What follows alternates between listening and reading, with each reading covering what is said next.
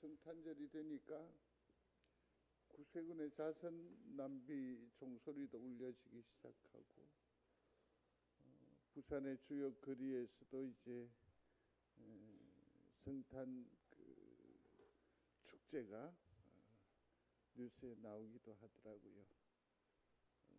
해운대의 옛날 해운대 역사 앞에 그 거리도 아마 화려하게 찬란하게 비춰지지 않을까 하는 생각을 합니다. 이웃단 교회를 방문했더니 벌써 성탄 장식을 했는데 교회 규모가 있어 그런지 모르겠지만 아주 아기 예수의 모습도 이렇게 잘 재현을 해 두어서 우리의 그 신앙을 자극하는 것을 경험을 해 보았습니다. 그런데 조금 의아함이 제게 일어나기 시작합니다. 사복음서죠. 마태, 마가, 누가, 요한이에요. 근데 요한복음에서는 왜 성탄 얘기가 나오지 않지? 이게 좀 궁금해서 성경을 다시 한번 면밀히 살펴보기 시작했습니다. 그렇습니다. 사도 요한이 전하는 예수님에 관한 얘기를 오늘은 주목해 보려고 합니다. 요한복음은 사도 요한이 전하는 얘기입니다. 저자가 사도 요한이라는 사실입니다. 마가복음 1장 20절에 보면 주님을 만나게 되지요. 그리고서는 주님의 초청에 의해서 그가 예수님과 함께 동행하는 삶을 살게 되고 예수님과 함께 했던 모든 제자 중에서 가장 오랫동안 이 땅 위에 생존을 하면서 예수의 행적을 붙들었던 그리고 그 기록들을 후대에 전함으로 말미암아 우리 신앙에 큰 자원이 되어줬던 그런 인생이었습니다. 이 사도 요한은 원래 좀 부유했던 것 같습니다. 그가 예수님을 만나서 그를 쫓을 때에 마가복음 1장에 보면 그 아비 세베대를 사꾼들과 함께 배에 버려두고 예수를 따라가니라 라고 얘기를 하는 것으로 보아서 최소한 그 아비 세베대는 매우 부자였던 것 같아요. 왜냐하면 사꾼, 집에 사꾼을 둘 정도였고 그 다음에 그 갈릴리 그 지경에서의 그 배를 가지고 있었으니까 선주 집안이니까 상당히 또 예수님과 마지막 그 만찬의 때에도 보면 이게 습관이거든요. 그가 식사할 때 어떻게 하던가요? 예수님 근처에서 이렇게 해서 집어 먹잖아요. 이렇게 해야지. 왜냐하면 왼손으로 음식을 집으면 부정한 것이니까 이렇게. 그러니까 아주 부유했던 그러나 12제자 중에서는 가장 막내급의 나이였지 않나 하는 생각을 하게 됩니다. 마태와 마가, 누가복음이 대체적으로 주님께서 오시고 난 뒤에 한 50년, 주후 50년여간의 기록이 된 책인데 요한복음은 주님 오시고 난 뒤에 80년에서 90년대에 기록이 된 책이거든요. 그런데 이때 이미 사도 요한은 아주 늙음이 꽉 차 있는 나이였는데 왜 굳이 이미 다 알려져 있고 모든 사람들이 다 예수가 메시아였다 뭐 이것을 믿는 사람 또 믿지 않는 사람 논쟁이 이미 되고 있는데도 불구하고 굳이 이 요한복음을 기록했을까 하는 것이 참 궁금하기도 하지요. 이 시대에는 영지주의라는 것이 판을 쳤습니다. 다시 말해서 충분히 이해는 되지요. 주님께서 십자가에 못 박혀 돌아가셨습니다. 3일 만에 부활하셨습니다. 그리고서는 직접 나타나셔서 말씀하시기도 하고 성천할 때에도 말씀하셨습니다. 곧 오신다고. 그런데 이 환경이 변하지 않습니다. 오히려 더 어려워졌습니다. 그래서 자기의 처소를 버려두고 고향을 버려두고 쫓겨났지만 디아스포라 이렇게 흩어질 수밖에 없는 그런 참 난감한 처지의 그들이었지만 그들은 좌절하지 않았습니다. 낙심하지 않았습니다. 왜일까요? 곧 오실 주님에 대한 믿음이 있었기 때문이지. 그런데 시간이 자꾸 흘러요. 주님 오시는 것이 자꾸 지연된단 말이에요. 드디어 오시는 거죠. 그러니까 이 마음이 지치기 시작하는 겁니다. 그러한 와중에 이를 부추기는 사람들이 일어나게 되지요. 그러면서 예수님에게 있어 뭐냐면 신성을 속 빼버리는 겁니다. 중간중간에 예수님의 사역 가운데에 하나님의 나라 메시아의 위용을 보여주는 그런 이적들을 굉장히 많이 행하셨어요. 그죠? 많이 행하셨다고요. 그러니까 거기에 신성을 부인도 못해. 그러니까 뭐라고 하느냐면 세례를 받을 때에 하늘에 신성이 예수님께 뽕 들어왔다가 또 어떻게 해요? 예수님 십자가에 못 박혀 죽으신다라는 그 저주의 몸을 입는다라는 것이 이 사람들은 영시한 거야. 그래서 어떻게 합니까? 십자가 처형 전에 뭐 했다? 주의 신성이 떠나가셨다. 하여튼 희한한 논리를 가지고 이 교회뿐만 아니라 모든 시대가 혼돈스러워하는 때였습니다. 그래서 노구의 몸을 이끌고 이 사도 요한이 다시 말하지 않을 수가 없었습니다. 글을 쓰지 않을 수가 없었더랬습니다. 그래서 그가 분명히 얘기합니다. 예수님은 하나님이시다. 소리하십시다. 예수님은 하나님이시다. 요한복음 20장 31절에도 나와 있습니다. 예수님은 누구다? 하나님이시다. 이것을 믿어야 뭐 한다? 영생을 얻게 된다. 이 사실을 아주 그냥 그 피를 꾹꾹 눌러서 새겨 쓴 성경이 바로 요한복음이라고 할 수 있습니다. 그래서 요한복음은 딱 이 세 가지만 기억하시면 돼요. 하나는 예수, 그 예수님을 믿으면 뭐다? 생명이다. 이것을 가르쳐주는 성경이죠.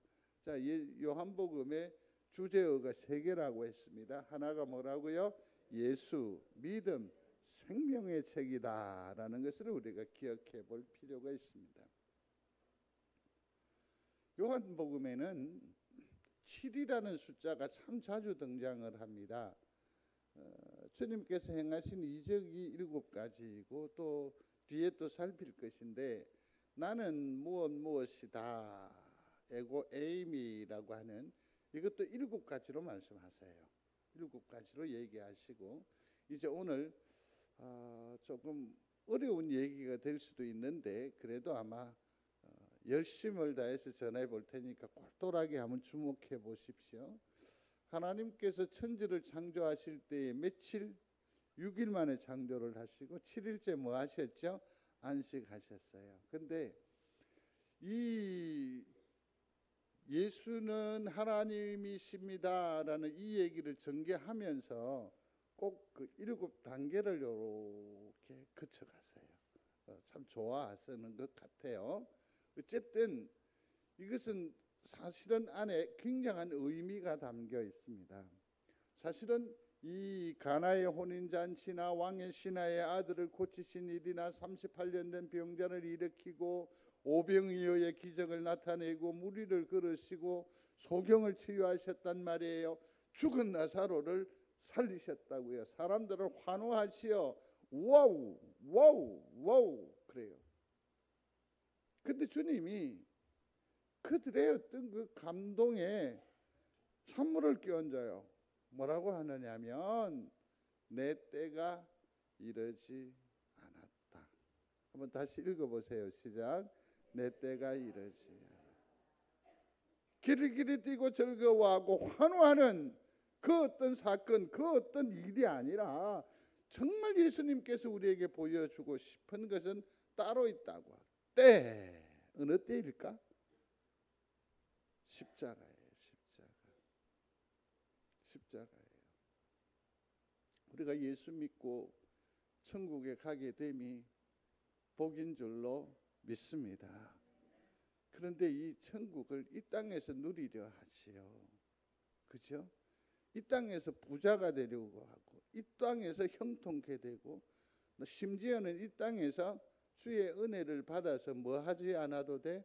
죽지 않기를 바라는 거죠. 이건 창조의 원리에 맞지 않아요. 복음은 뭡니까?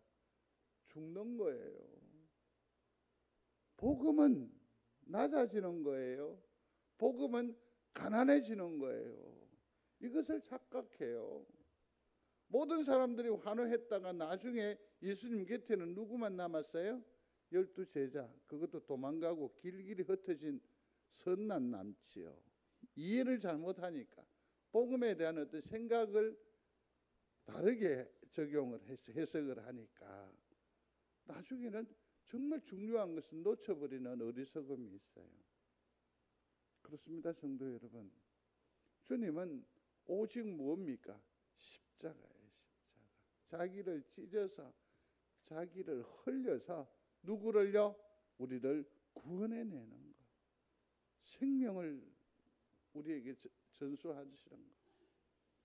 이게 진정한 의미의 복음이라는 것이라는 거죠. 이를 기억하고 단단히 마음에 새겨 사는 여러분들이 되시기를 바랍니다. 그래서 같이 읽겠습니다. 가로는 나중에 하고요. 예수 그리스도와 그분의 사역을 믿음으로만 생명을 얻을 수 있다. 제가 단적으로 여쭙겠습니다. 믿습니까? 예, 이게 요한복음의 목적이고 주님의 기대예요. 주님의 기대예요. 이 일에 모두 다 승리하시게 되기를 주의 이름으로 축복합니다. 그런데 아까 좀 전에 7가지는 말씀을 드렸는데 요한복음에는 보면 나는 무엇이다 하는 것, 이 얘기가 무려 7개가 나와요. 좀 이따가 살펴드릴게요. 이 말의 시작은 어디냐 하면 모세가 미디안 광야에서 하나님을 만나고 이제 얼마나 두려웠겠어요? 바로 앞에 나아가기 직전에 하나님께 물어요.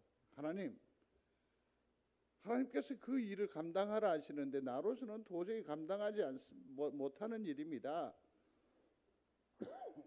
모세가 얼마나 발을 뺐습니까? 나는 말 못해요. 나는 어눌해요.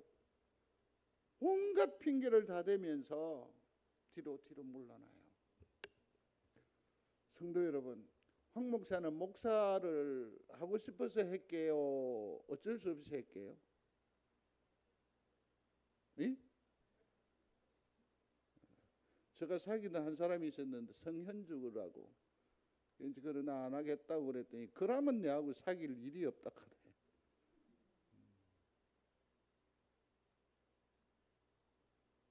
하나님께서 그렇게 몰아가시니 어쩔 수 없이 제가 목사입니다. 어쩔 수 없는 목사입니다. 예? 그래서 어디 주장할 것도 없고, 이 목사라는 이 직임 자체가 누구에게 권세가 권력이 될 수 없습니다. 끌려왔기 때문에 그저 종이요 섬김일 뿐입니다. 모세는 지나치게 겸손을 보여요. 우리의 일들도 마찬가지예요. 아니 될 이유를 생각하면 아무것도 못해요. 이래서 안 되고 저래서 안 되고 이것 때문에 안 되고 아무것도 할 수가 없게 돼요. 그래서 그거 하나님께 단도직입적으로 묻는 거죠. 누가 뭐라 하거든 내가 하나님을 뭐라 할까요? 누구라 할까요? 그때 모세에게 하나님께서 말합니다. I am who I am. 나는 스스로 있는 자라. 누구죠? 나는 이래 하면 더 발전적으로 나와야 돼. 조영란 군사님이 없으니까 우리의 여기 대답할 사람이 없단 말이에요. 응? 나는 스스로 있는 자라 곧 나는 여호와이니라. 여호와이니라. 이때에 사용하던 그 문장 형식이에요. 나는 누구누구이다. 여호와이다. 그 구약에서 창세기에서 있었던 그 어떤 일들을 요한이 그대로 지금 차용을 하고 있습니다. 인용을 하고 있습니다. 사용을 하고 있습니다. 이게 무슨 의미가 있을 것 같아요. 요한복음 18장 4, 6절에 보면 예수님께서 십자가로 나아가기 전에 겟세마네에서 참으로 피땀을 쏟지 않습니까? 그때 군병들이 무기와 뭉치를 들고 달려 나옵니다. 모두들 다 몸을 사리는 수밖에 없어요. 주님이 그러한데 아무도 이 일에 대해서 책임질 사람이 없다는 거죠. 쿠바디스라는 영화를 보면 그가 궁지에 몰려요. 포위를 했어요. 무장 해제가 됩니다. 이제 쿠바디스 이 한 사람만 뽑아내면 다 살려주겠다고 그랬어요. 근데 거기에 있는 사람들이 하나같이 뭐라고 말하느냐 하면 내가 쿠바디스예요. 내가 쿠바디스. 들판에 싸움박질하는 그런 사람들보다 못해요. 누가요? 예수 믿는 사람들이. 결정적인 순간에는 전부 다 도망가 버려요. 우리는 그러지 않을 자신이 있는 게죠. 여쭤보는 거예요. 우리는 자신이 있지요? 자신 있지요? 참 주님 감사한 거죠. 아무도 책임지려 하지 않습니다. 도망만 다닙니다. 어쨌든 눈치만 봅니다. 그래서 주님께서 스스로 나서셔서 말씀합니다. 내가 그니라. 내가 그니라. 이게 바로 에고 에임이라고 하는 겁니다. 나는 뭐 누구이다. 같이 한번 읽어봐요. 주님이 말씀하셨으니까. 나는 길이요 진리요 생명이다. 나는 샘물이다. 나는 하늘로서 내려온 산 떡이다. 나는 세상의 빛이다. 나는 위에서 났다. 나는 양의 문이다. 나는 선한 목자다. 그렇게 말씀하셨어요. 사랑하는 성도 여러분, 주님은 길이심을 믿습니까? 진리이심을 믿으시기를 바랍니다. 그 생명을 붙드는 여러분들이 되시기를 바랍니다. 사람들이 열광합니다. 그래서 어쨌든 혼돈한 가운데에서 뭔가 깨닫기를 원하고 그에게서 지혜를 누려서 내가 승리하고 이 난감한 처지에서 돌아서기를 원하죠. 일어서기를 원하죠. 사람들이 환호합니다. 그런데 주님께서 우리에게는 뭐라고 말씀하세요? 말씀이 뭐라고 말씀하세요? 누구를 찾느냐? 복음은 그런 것이 아니거든요. 응? 마태복음에 보면 유대인의 왕으로 오신 예수님을 그리고 있습니다. 그러니까 족보가 있어요. 그죠? 그 다음에 이 동방박사가 이렇게 오는데 예수님을 뭘로? 왕으로 어린 예수를 왕으로 모셔요. 황금과 유향과 몰약인데 그 중에 황금이 주는 의미가 뭡니까? 예수는 아기로 오셨지만 벌거숭이로 오셨지만 그는 뭐다? 왕이시라고요. 그리고 이 동방박사들이 주변에 접촉하는 무리들도 왕궁 헤롯 왕이에요. 마태는 예수님을 왕으로 표현을 하고 있어요. 마가는 로마 사람들에게 쓴 성경인데 종으로 오신 예수를 말해요. 종으로 왔으니 족보가 있을까요? 없을까요? 없지요. 당연히 족보가 없어요. 그 다음에 종의 남에 대한 천한 종으로 왔기 때문에 그 탄생 기사가 있어요? 없어요? 그래서 없어요. 성경은 이처럼 분명한 목적을 가지고 있습니다. 그 대상에 대한 그 내용을 명확하게 가지고 나왔습니다. 누가는 사람의 아들로 오신 예수를 얘기를 하고 있습니다. 그래서 아까는 동방 박사들이었는데 이제는 뭡니까? 탄생 기사에도 보면 목자들이, 들의 목자라고 아주 인간적인 휴머니티를 강조하고 있잖아요. 그 다음에 또 예수님께서 할례를 받았다는 사실을, 사람 중에 사람이라는 것을 드러내는 거죠.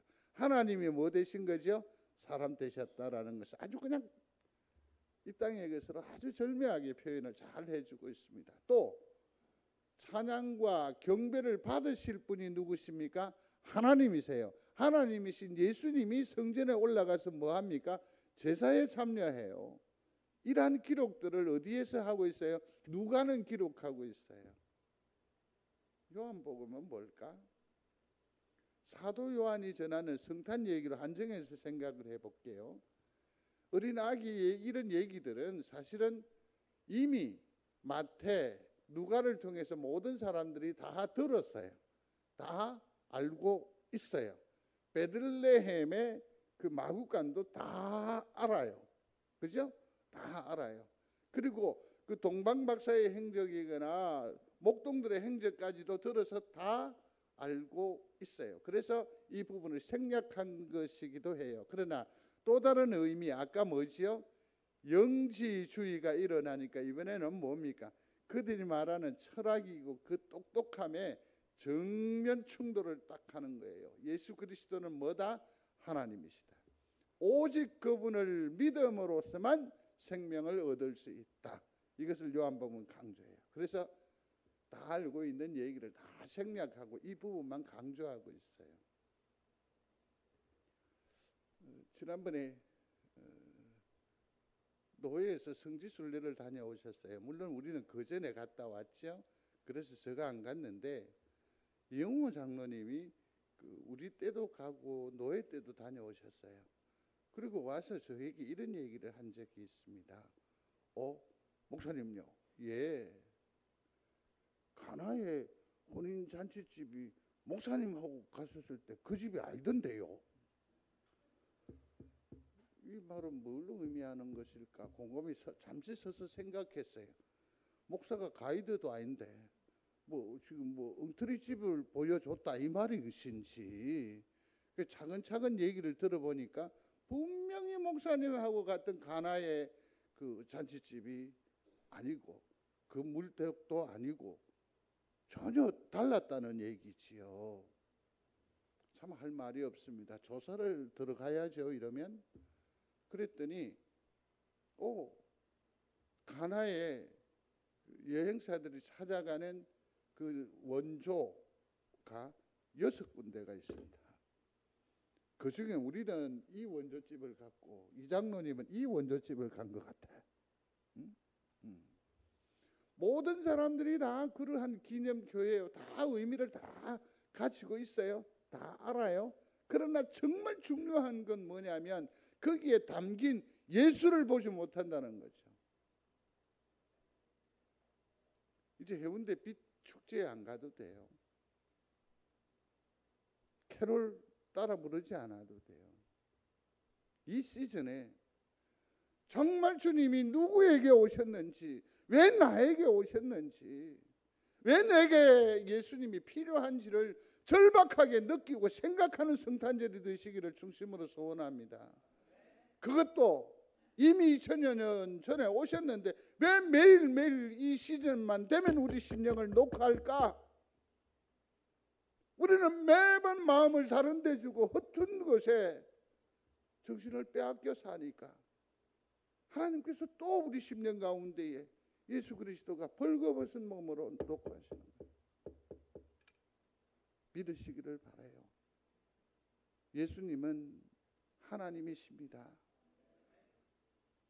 예수님이 행하시는 그 모든 십자가의 사역을 포함해서 믿을 때에 비로소 생명에 들어간다는 것을 기억하십시오. 구원에 이른다는 것을 기억하십시오. 특별히 성탄절 이 시즌에는 강하게 붙들어야 해요. 붙들어야 해요.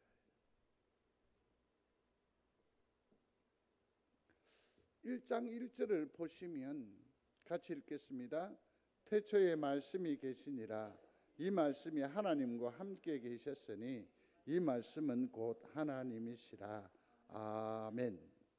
그런데 여러분들께 퀴즈를 한번 내어보려고 해요. 그게 뭐냐면 태초에 이렇게 시작하는 성경이 있을까요? 잘 생각해 보십시오. 창세기 1장의 1절을 보면 태초에 하나님이 천지를 창조하시니라. 태초에로 시작하는 성경이 3권이 있습니다. 처음 아셨죠? 태초에 창세기와 요한복음과 요한 1서가 태초에라고 시작합니다. 자, 여기에서 왜 굳이 태초에라고 하는 말을 요한이 썼느냐 하면 이 얘기입니다. 이제 천지창조잖아요. 근데 그 용어를 그대로 차용을 해서 여기서 쓴다라는 것은 이제는 예수 그리스도로 말미암아 새 창세기를 기록한다는 심정으로 쓰는 거예요. 새 창세기가 뭐죠? 요한복음이에요. 요한복음. 창세기 1장 1절을 보면 같이 읽겠습니다. 혼돈하고 공허하며 흑암이 깊음 위에 있고 하나님의 신은 수면 위에 운행하시니라 그랬어요. 근데 이 예레미야에서도 이 세상의 그 혼돈을 얘기를 해요. 읽습니다. 내 백성은 나를 알지 못하는 어리석은 자요 지각이 없는 미련한 자식이라. 악을 행하기에 지각이 있으나 선을 행하기에는 무지하도다. 보라, 내가 땅을 본적 혼돈하고 공허하며 하늘에는 빛이 없으며. 아멘. 혼돈이라는 거예요. 또 사사기적 얘기죠. 자기 마음의 생각에 그게 옳으면 그게 정답인 줄로 다들 생각하고 사는 거예요. 그냥 혼돈이 혼돈 자체예요. 근데 거기에서 하나님이 천지 창조를 통해서 뭘 하셨습니까? 빛이 있으라. 그렇게 해서 이게 질서를 부여하시고 새로운 세계를 열어 주신 거죠. 근데 오늘 여기에서 말하는 새 창세기라고 했으니까 여기에 뭐가 필요해요? 빛이 있으라 하신 그 빛을 우리에게 소개를 해줘요. 빛이 있으라. 빛이 있으라. 창세기 11장 1장 1절에 3, 4절에 보면 하나님이 이르시되 뭐라? 빛이 있으라 하시니 빛이 있었고 빛이 하나님이 보시기에 좋았더라 그랬어요. 근데 여기서는 빛이 두 가지가 있어요. 하나는 뭐냐면 자 보세요. 첫째 날에 빛이 있으라 해서 빛이 있어요. 그죠? 근데 빛은 뭐가 있어야 돼요? 발광체가 있어야 돼요. 지금 우리 이 낮은 발광체가 뭐죠? 해. 저 해가 발광체가 되잖아요. 근데 발광체는 언제? 4일째 창조되잖아요. 맞죠? 오늘 제가 너무 어렵게 얘기하는 것 같죠? 근데 저도 이거 읽으면서 얼마나 혼돈스러웠는지 몰라요. 그래서 많이 살폈어요. 해는 며칠째? 4일째. 근데 여기 빛이 있으라 했어요. 그러면 이 빛은 뭐냐면 우리가 생각하는 그 빛이 아니라는 거죠. 이건 뭐냐면 자 보세요. 저기에서 보면 빛이 있으라라고 했잖아요. 그죠? 이때 사용되어져 있는 히브리의 용어가 뭐냐면 나는 스스로 뭐한 자라? 있는 자니라 할 때 그 용어하고 똑같아요. 그러니까 여기서 말하는 이 빛은 태양빛을 말하는 것이 아니고 우리가 쏘이면 따뜻해지고 더워지는 그 빛이 아니라 이거 뭘 말하는 겁니까? 하나님 자체예요. 이제 하나님께서 이 세상에 뭐 하셨다? 들어오셨다. 개입하셨다. 시편 36편 9절에 읽습니다.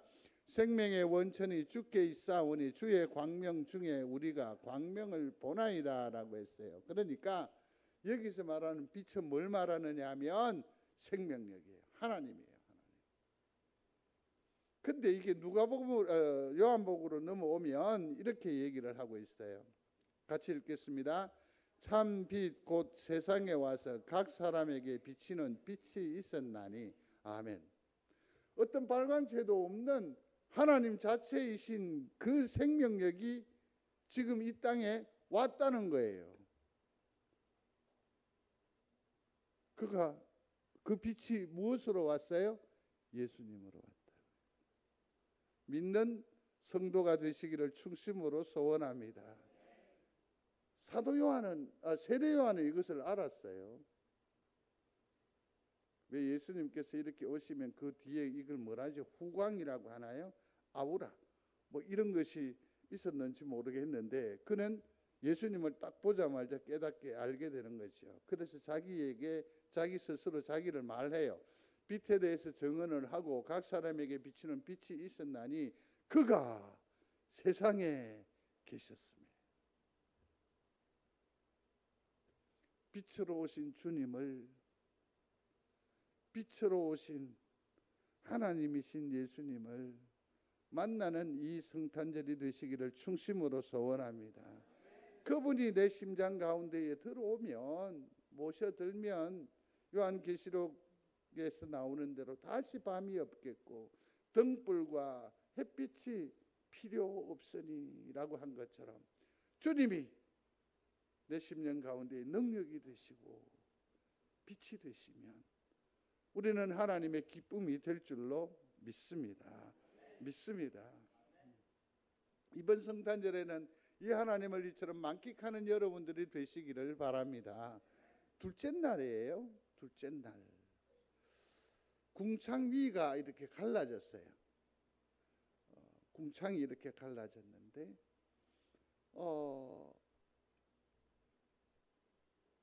이건 출애굽 얘기와 노아 방주 얘기를 누가 사도 요한이 생각을 하고 쓰는 거예요. 자, 한번 잘 보십시오. 오늘 우리 교동문을 읽으면서 제가 깜짝 놀랐어요. 그게 뭐냐면 출애굽의 얘기를 하는데 하나님께서 그 백성을 어떻게 해요? 건지시고 광야길을 걷게 하듯이 하시고 그 나머지 따라오던 애굽은 다 죽였더라. 그렇게 오늘 우리가 읽었어요. 교동문을. 그 얘기예요. 그 얘기예요. 노아의 방주에서 왜 모든 사람들 기식하는 것을 다 죽였죠? 이게 뭐냐면 죄의 모습이에요. 죄의 결국이에요. 다 죽어야 했어요. 출애굽의 홍해 사건도 마찬가지예요. 성도 여러분 한번 곰곰이 생각해 보세요. 출애굽해서 나왔으니까, 결단을 하고 나왔으니까 그 200만의 사람들은 나중에 젖과 꿀이 흐르는 가나안 복지에서 잘 살아야 맞죠? 근데 다 죽었어요. 여호수아와 갈렙. 이게 그냥 단순히 출애굽은 우리에게 그냥 그 역사의 진행만 보여주는 것이 아니라 신학적인 의미가 너무 커요. 죄의 결국은 뭡니까? 다 죽어야 돼요. 물은 악으로 성경은 말하거든요. 근데 이스라엘 백성들은 홍해에서 건짐을 받아서, 근데 고린도전서 10장에 보면 뭐라는 거니 이것을 뭐라고 하냐면 세례라고 해요. 소리하십시오. 세례. 세례 받으셨습니까? 그럼 여러분들은 하나님의 건짐을 받은 백성임을 믿습니다. 그래서 세례가 굉장히 중요하죠. 세례가 중요하죠. 예수님께서 세례를 받으셨어요. 29, 34절에 보면. 그리고 나서는 어디로 나아가십니까? 십자가에로 나아가요. 십자가에로. 주님께서 세례를 받으셨다 이 말은 뭘 의미합니까? 우리 사람됨을 얘기하는 거예요. 우리의 죄를 그대로 다 받으셨다라는 거예요. 그리고서는 나중에 그것을 씻음으로도 더 나아가서 이제는 십자가에 못을 박는 거죠. 이랬더니 엄청난 일이 일어나게 됩니다. 무슨 일이 일어나요? 성소의 휘장이 어디에서부터? 위에서부터 아래로 쫙 갈라지죠. 그래서 창세기에 궁창이 나누어지고 갈라지듯이 쫙. 이게 요한이 전하는 새 예수님의 성탄 얘기예요. 성탄 얘기예요. 또 하나 더, 세 번째 보면 보라 세상 죄를 지고 가는 하나님의 어린 양이로다 그랬습니다. 어린 양이로다. 저기도 보면 보라라고 했거든요. 근데 저기서도 출애굽 14장에 그 얘기를 또 얘기를 하고 있어요. 오늘날 너희를 위해 베푸시는 구원을 보라. 가만히 서서. 그래서 이것도 그때의 얘기예요. 요거는 시간을 좀 더 내어서 여러분들이 저에게 시간을 좀 주셔야 될 것 같아요. 오늘도 저 시계를 없이 하든지, 오늘 너무 길어요. 제가 생각해도 힘드시죠? 김치찌개예요. 그러니까 조금만 참으시면 됩니다. 시간을 주시면 다음에 다시 한 번 더 소상하게 말씀을 드리려고 해요. 이것은 뭘 의미하느냐면 오늘부터, 지금부터 하나님의 나라가 시작된다. 누구에 의해서? 예수님으로부터. 이를 믿는 여러분들이 되시기를 바랍니다. 여러분들의 답답함을 위해서 4, 5, 6일을 하나로 묶었습니다. 저 잘했죠? 이 이후로 천지창조에 보면 식물을 더합니다. 물고기를 더합니다. 공중을 채우십니다. 바닷속을 다 채워가시는 하나님의 모습을 볼 수 있습니다. 그리고 이 4, 5일의 역사를 계속해서 1장을 보시면 이튿날, 이튿날, 이튿날이라는 표현이 계속 나오거든요. 거기에서 보면 이제는 주님도 뭐 하십니까? 제자들을, 사람을 세우셔서 교회를 충만케 해요. 더 하시는 거죠. 더 하시는 거죠. 더 하시는 거죠. 그리고 맨 마지막 날에는 뭐 합니까? 안식하시니라 라고 했는데, 이 안식의 열매의 절정이 뭐냐면 축제거든요. 그래서 가나의 혼인잔치 얘기로 시작을 해요. 마태, 마가, 누가복음에 가나의 혼인잔치가 있어요, 없어요? 없어요. 그렇지만 그 기념하는 그 원조 가나의 집은 몇 개다? 6개나 있대요. 다른 데는 다 얘기 안 하는데 요한복음에서는 가나의 혼인잔치 얘기를 유독 두드러지게 해요. 이건 뭡니까? 예수 그리스도를 믿는 믿음으로 얻는 생명의 결국은 뭡니까? 축제라는 거죠. 이를 믿는 여러분들이 되시기를 충심으로 소원합니다. 요한복음은 예수, 믿음, 그리고 생명이 주제입니다. 올 성탄절에는 하나님 나라로 오시는 예수를 기대하고 기도하고 또 기다리심으로 하늘의 부요함을 만끽하는 귀한 성도들의 이 성탄 시즌이 되시기를 주의 이름으로 축복합니다. 생각하십시오. 주님, 주님, 주님, 주님, 주님. 그러므로 주님을 만나는 은혜가 있게 될 것입니다. 기도하겠습니다.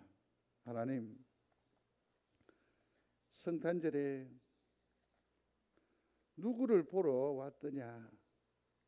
또 주님의 이 소리가 우리 귀에 쟁쟁합니다. 캐롤이 아니라, 내원사인이 아니라, 기분 좋은 덕담이 아니라 예수를 진심으로 만나는 성탄절이 되게 하여 주옵소서.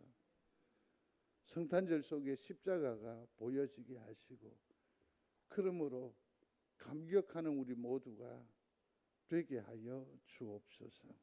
이번 성탄절에 주님을 다시 진심으로 만나서 구원의 노래를 부르고 싶습니다.